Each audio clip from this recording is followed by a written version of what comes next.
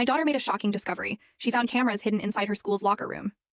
This story, it starts with a moment that shattered our family's sense of safety, a moment that makes a parent's blood run absolutely cold. Imagine your 14-year-old daughter coming home, shaking, hyperventilating, and telling you, "Mom, there are cameras in our locker room."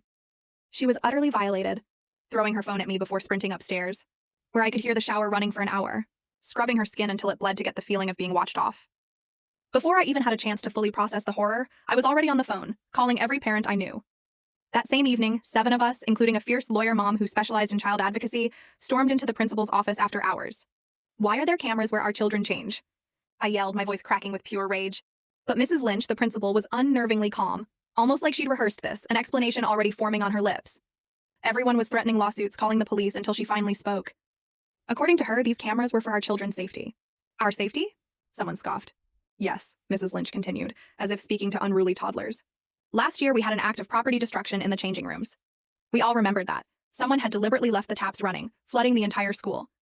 Every single kid had been interrogated one-on-one by Mrs. Lynch and her own brother, a police officer.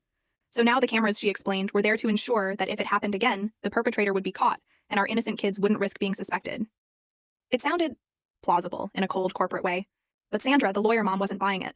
She filed an emergency injunction the moment she got to her car. That night, her voice was tight with frustration when she called me. "The judge won't hear it until Monday, 4 days after tryouts," she said, defeated. "And even then, these cases usually favor the institution when there's documented property damage." By morning, 17 girls had dropped out of tryouts, and my daughter hadn't touched food since yesterday. When I drove her to school, she broke completely, sobbing so hard she could barely breathe. "Everyone knows there's cameras, Mom," she choked out. "The boys keep making jokes about trying out just to see the footage." My heart shattered for her. That afternoon, the secretary called me, her voice frantic. Turns out my daughter had marched into Lynch's office during lunch with 20 other girls right behind her. When I arrived, I could hear my daughter's voice through the door, stronger, more defiant than I'd heard it in days.